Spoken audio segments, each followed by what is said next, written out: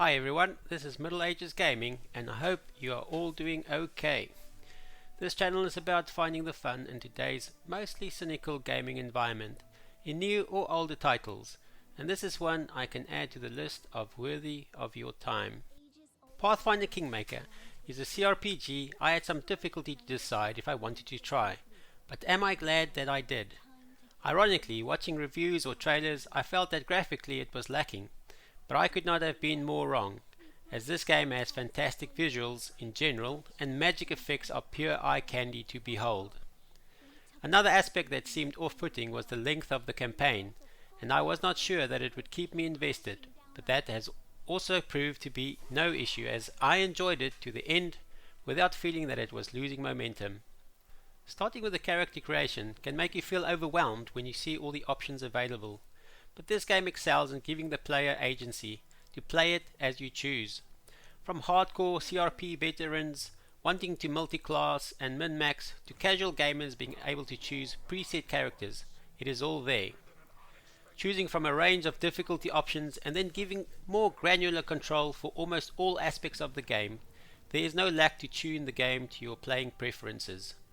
Do not feel that story mode isn't an option, as this game will take up a lot of your time, and the hours will just be clocked up the more difficult your starting choices are, other than it leading to a game over state if you fail in your kingdom management, but more of that later.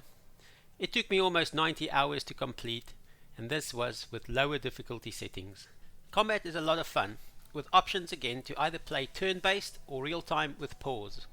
This is very helpful as you can steamroll smaller battles real-time and use pause for more tactical control in challenging battles, or of course go turn-based for ultimate strategic control.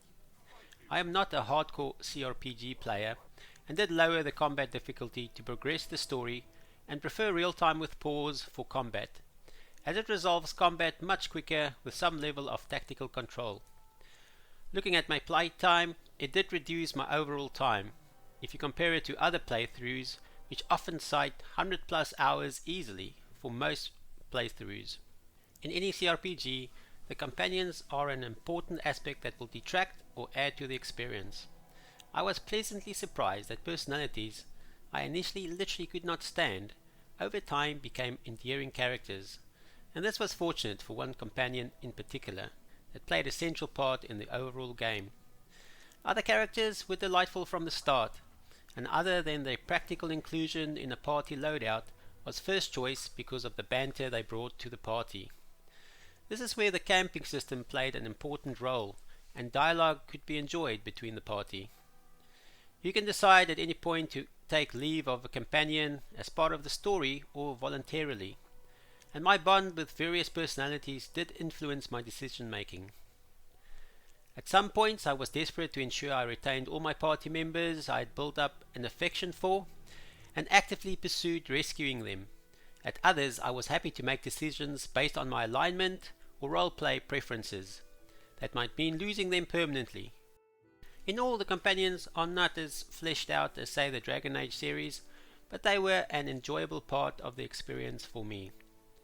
I also liked the quest layout, as at all times you have a view of the main quest, companion quest and other side quests, and shows your successful completion or failure. It made it seem natural to take on most additional quests without making it feel they were optional, which of course they are, and this in turn made your upgrade progression scale naturally to end level requirements. Kingdom and city management has mostly been maligned, but in my estimate it is central to the world you find yourself in, and added significantly to your character being a ruler over the region.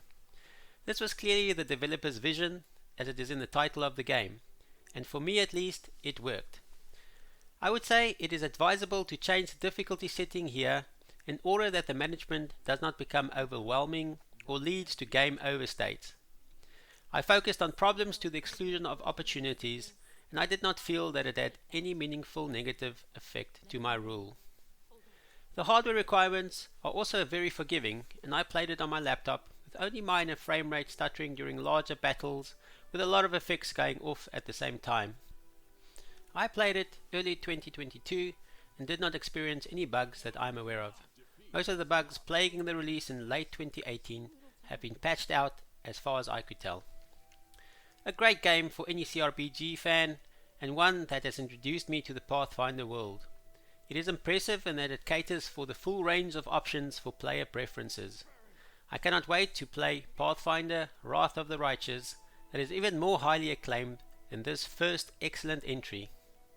I hope this overview will be helpful for some of you. My aim is to find the fun in gaming with the little free time we all have, and hopefully this channel will help you decide which titles might be worthy of your time and give an idea of how much time a title might require of you.